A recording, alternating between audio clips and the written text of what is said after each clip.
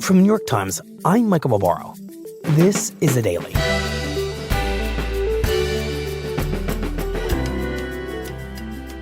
Since its introduction less than a year ago, ChatGPT, the artificial intelligence platform that can write essays, solve math problems, and write computer code, has sparked an anguished debate inside the world of education.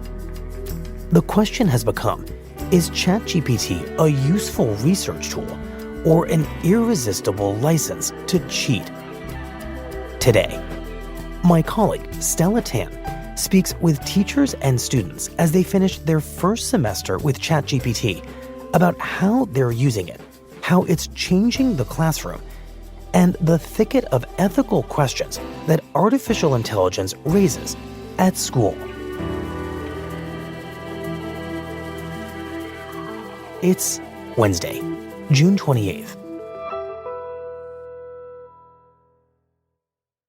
Let's start by having you introduce yourself for me. So I'm Aliana Narani. I'm 19 years old and I'm studying at UCLA. My name's Aiden. Right now I'm in grade 12 in high school. My name is Terry Dickerson. I go to Montclair State University and I'm a junior. I am 22, just graduated from college in Maryland. And do you remember the first moment you heard about ChatGPT? I actually first came across it through TikTok. I think it was TikTok or Instagram. I started seeing TikToks about it. I started seeing YouTube videos about it. And I was like, what is this thing? And then I get back to school and every single syllabus I have says on it, if you use ChatGPT, you will immediately fail. And it's like, whoa, what is this? Then I started exploring on it because I was like, oh, now I have to use it. And I was like asking it questions like, do you feel anything? Do you ever get lonely? I was taking an Aristotle class and I'm like so confused in it. And so I typed in Aristotle metaphysics. And then it told me all about Aristotle's metaphysics. And I was like, oh my gosh. I turned to my friend and I was like, this is real, right? Like, this isn't a prank. Like, it felt so otherworldly. Like I was watching a movie that was based in like the 3000s. The way it types it out for you and you can like watch it think, it's like mesmerizing.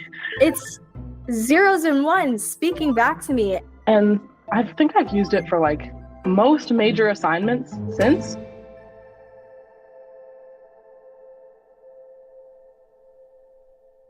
All right. My name is Andrew Reeves, and I'm 46. I'm a history professor at Middle Georgia State University. My specialization is medieval history, but being a small department in a smallish school, I also teach ancient history, I teach early modern history, and world civilization survey courses. And what made you want to become a professor? Oh, so one is that I find this stuff fascinating. Two, because I find it so fascinating, I want to share it with other people. That is the biggie. And three, there is the sense that for a functioning liberal democratic republic, it does help to have the college-educated people have a basic knowledge of history. So there's the sense of duty about it, but then there's also just the sheer joy in this, and because I like this stuff, I want other people to like it. Right. I want other people to see that this is just as fascinating as I find it. So, I excitedly started a new semester, just, hunkering down, ready to go, and I was sitting in my office, and first discussion board post I graded for World History 1, I read the post, and I looked at it, and I immediately thought, this does not read like a student. And then I remembered thinking, I bet it's ChatGPT. And it's hard to put my finger on what it was exactly, but it's a combination of polish together with impersonal. Kind of like if Wikipedia had a voice, but I felt, okay, we've got ChatGPT detectors. So I ran it through a ChatGPT detector, and bang, it said 99% chance of being fake. And so I just emailed and said, all right, here, you've been given a 0 because you had an AI write this. So the first time I was not super flustered. I thought, okay, this is just another instance of dishonesty. We can deal with it. But what was more upsetting to me was in an upper level class. It was, I want to say about 3 weeks later. And I was teaching Atlantic World. What's Atlantic World? It covers the early modern Atlantic, about 1400 to the mid 1700s. And I raised some questions about the Stuart monarchy continuing the policies of Cromwell's protectorate. And I read a post, and it was a post that talked in too much detail about Stuart policies for what I had covered in the readings and lectures I'd assigned for that week. It was with a voice. That's the thing. It was with the voice of someone who was fully familiar with foreign relations in 17th century England. And it was that too familiar voice, because the thing about even a bright undergrad, 8.5 times out of 10, even when they know the material already because they've been enthusiastic about this, their voice doesn't read like distilled Wikipedia. There's still their own sort of personality. There's still their own sort of idiosyncratic understanding. There's still something they may have missed, or there's something supremely insightful because they haven't been swimming in the material the whole time, and they can come at it from an outside angle. But this post had none of that. And I saw that. That was when I got the sinking feeling.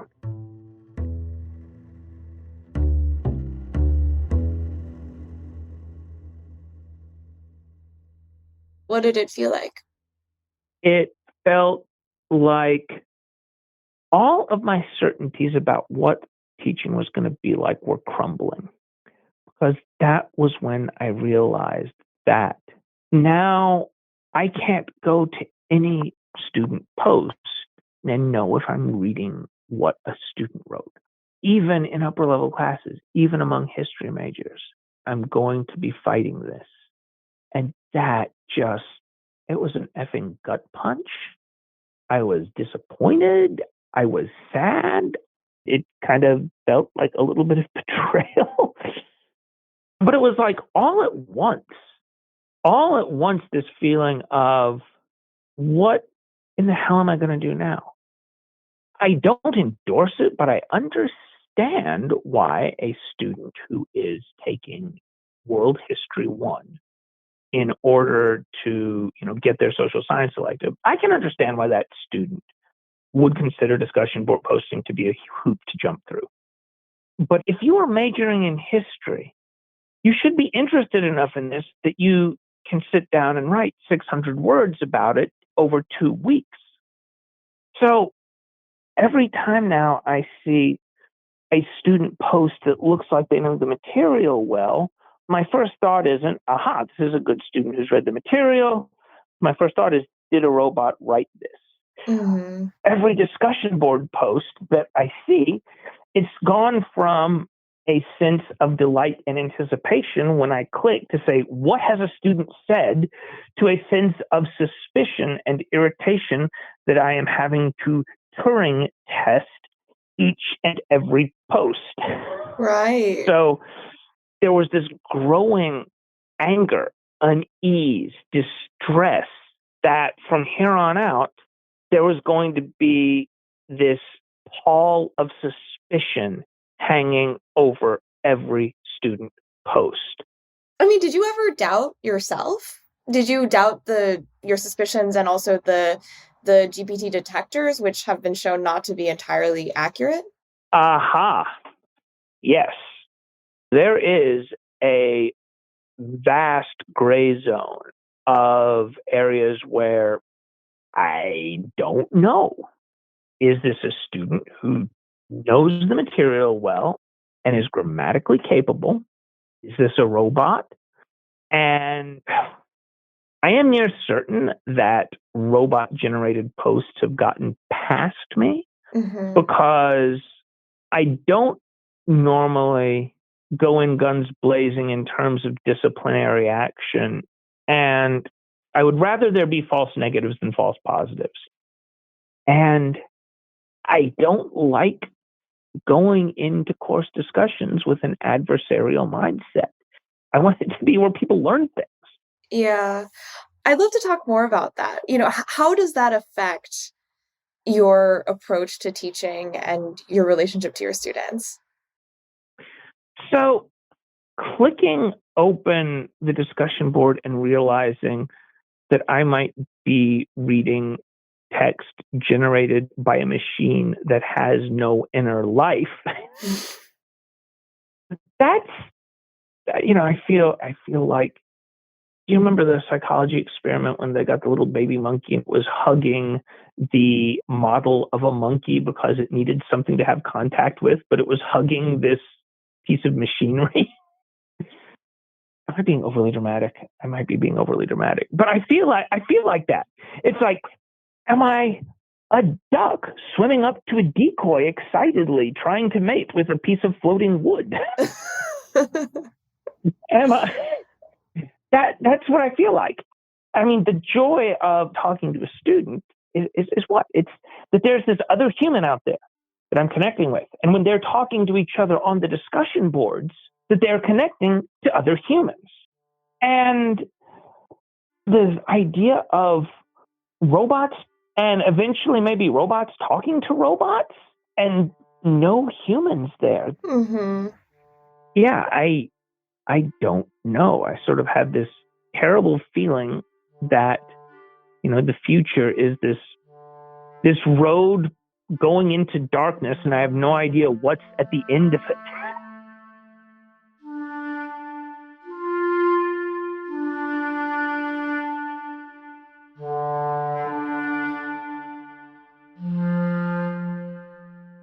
After the break, stories from students.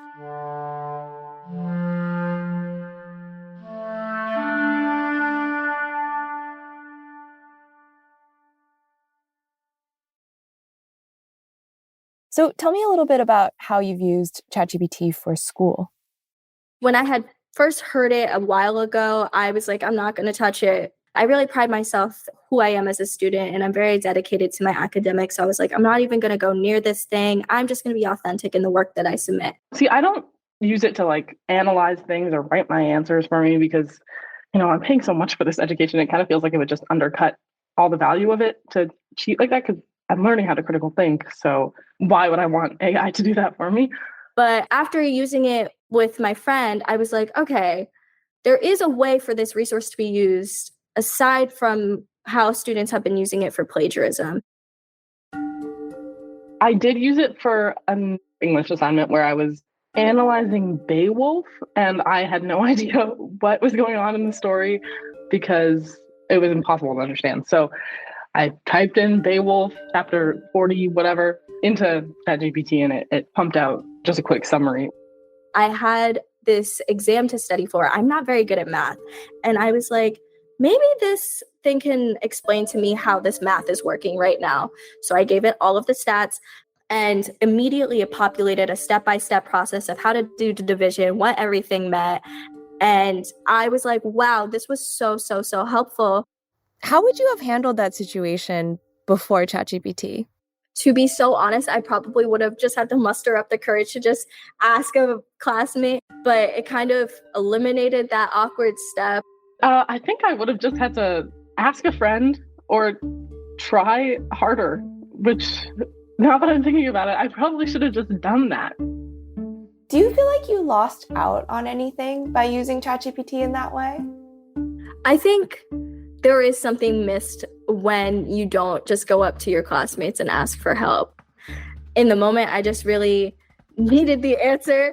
Mhm. But I think the downsides of constantly going to ChatGPT would be that you miss that one-to-one connection that you could be having with a classmate, that you could be having with a professor, and really connecting and bonding over the material that you're discussing. Sometimes I worry that I'm not a good critical thinker and that I'm only getting like the shallow level of the things I read.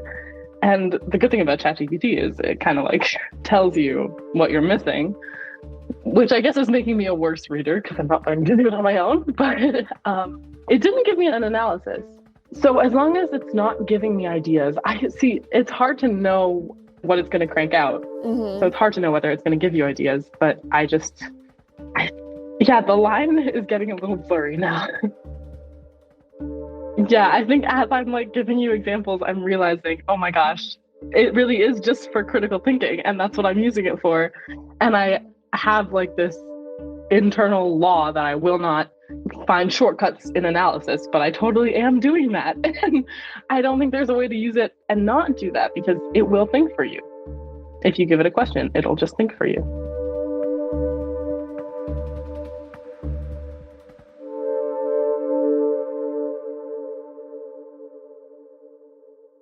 I'm 22 years old, and I went to a university in California for computer science. I'm a recent grad, and I studied finance. I am 24 years old. I just completed my master's in health sciences.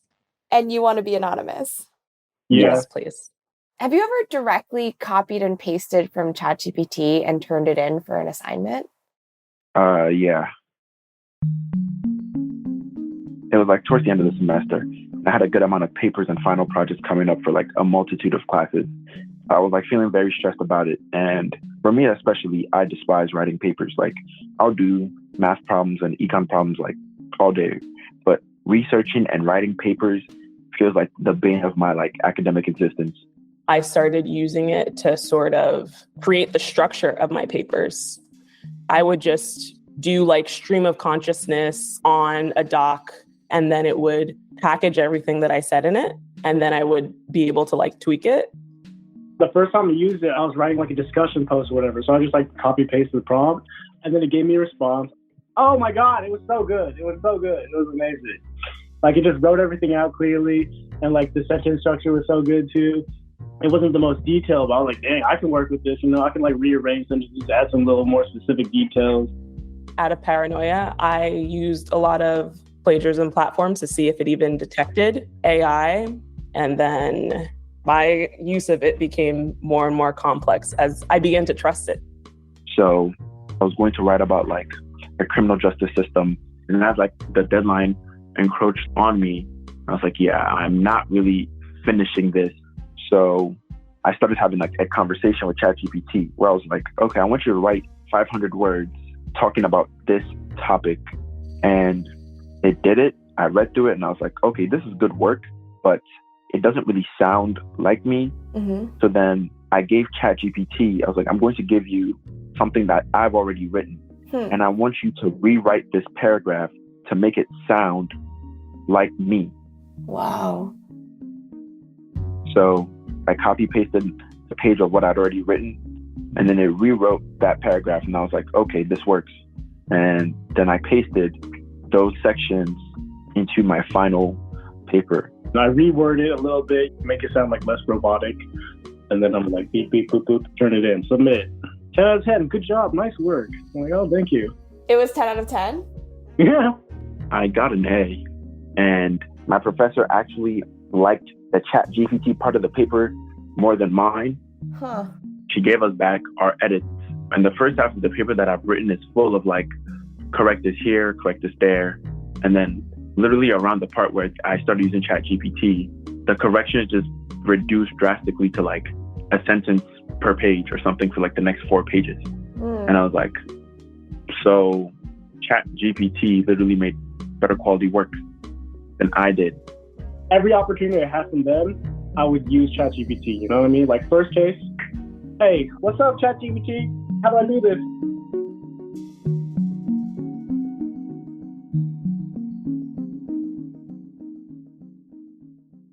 Did you have any feelings about using ChatGPT to do your work in this way? Not really. Like, do I feel guilty about using ChatGPT? Mm-hmm. No. In the moment, I was like even more excited. I was like, dude, it's too easy. Like, I can go outside, I can touch grass or something. I felt a little like, damn, like, is this what I came to school for? To like not do the work. I had a good excuse. Like I felt like this class was not important to me. It was a requirement, but it was an antiquated requirement. It was a Brazilian studies class. Like, I got to take a history class to fulfill a requirement. It's not something I'm really interested in. Like, it's cool to learn about Brazil, but at the end of the day, I'm just trying to pass the course. You don't feel like you kind of cheated yourself out of learning by using ChatGPT in these ways? I didn't really feel that bad about it, to be honest. If GPA is everything, then students are only going to care about grades. And GPA is pretty much everything. Your internship applications, your job applications, like they literally have all these like GPA requirements. So I feel like it's that emphasis on grading and GPA that pushes students to use whatever means that they can. College, we pay hella money, right? We're just trying to get a degree. That's it. Credentials. It's like, I'm stressed. I really need to get this degree so I can get a job, so I can like survive. Oh, man. Oh. So when that's your mindset, then it's really hard to like be like, oh, knowledge. Let's learn, everybody. Yeah. Well, what would you say to students who might say it's not fair that you use ChatGPT like this? I mean, I can understand feeling pissed off when you did all that work and you found out that other people like got there easier, right? Then it just makes you feel like all your work was invalidated, right? I understand their feelings of like unfairness, because I also used to feel that way too, but it's like the whole world is unfair already. People are going to get jobs and get picked for positions just off of knowing someone or some weird connection or whatever. Like the system is already unfair. So it's up to you to try and like get it how you get it. I would say like it's going to be the same case for like people who didn't learn how to type when, computers came out. And I feel like over time it's going to be used in a variety of different industries. So it's like, it's not cheating. It's just like learning how to use a new tool.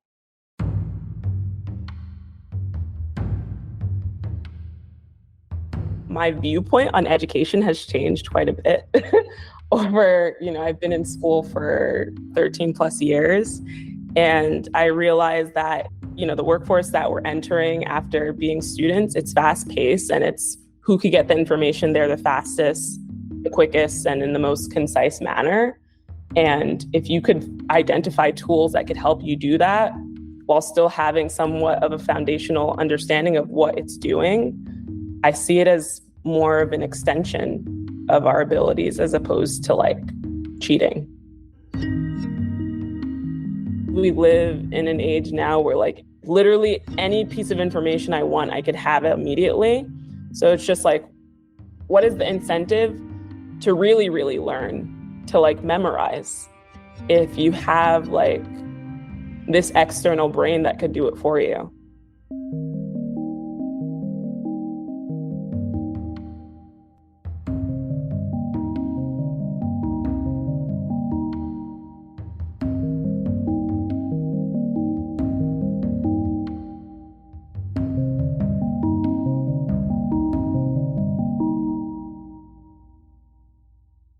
So, Andrew, earlier you mentioned a feeling of betrayal when you found out that your students were using ChatGPT. Yes. And I'm wondering what the betrayal is of. Is it of you, of the material, of the ideal of learning in a college setting? I mean, who or what is being betrayed here?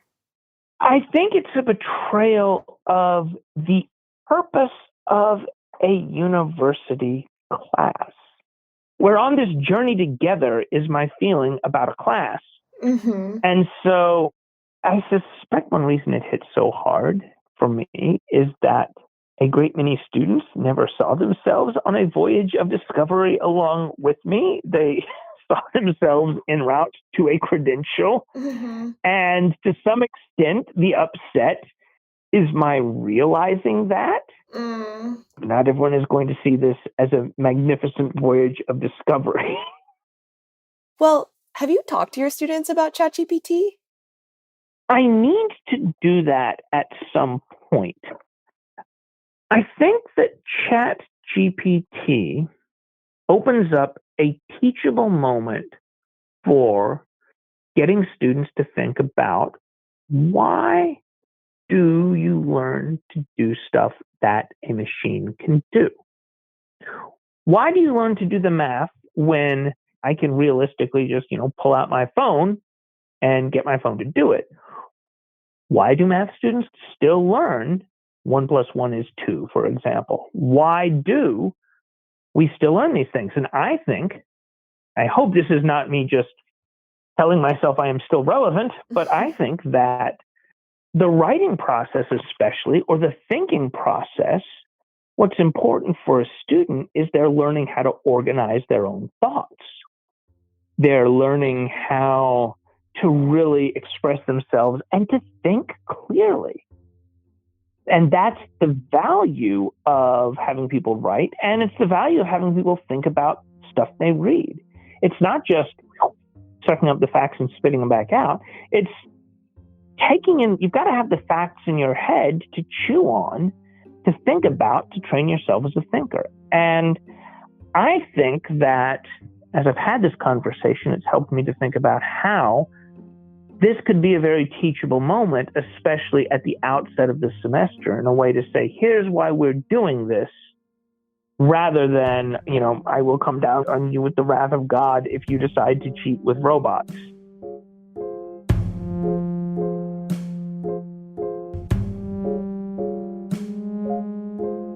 Andrew, thank you so much for this conversation. Well, it was a privilege getting to think out loud about all this stuff. Thank you very much for talking to me about this. Take care. You too. Bye.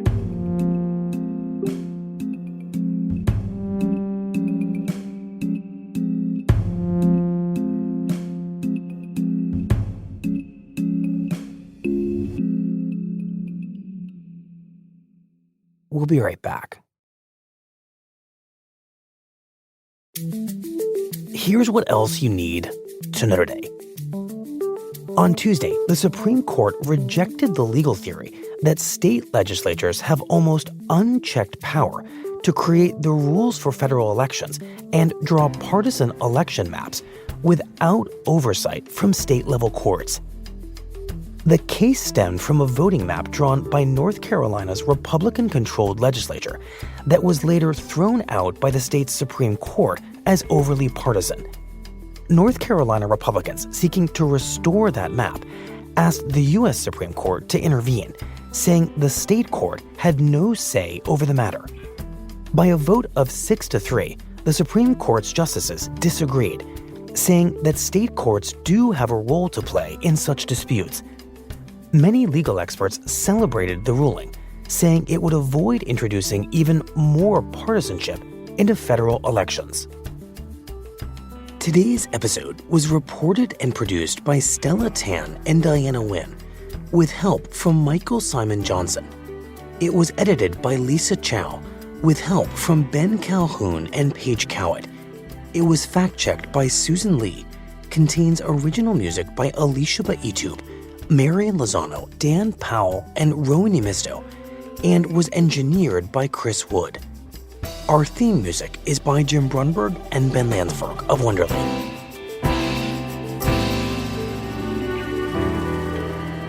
That's it for the Daily.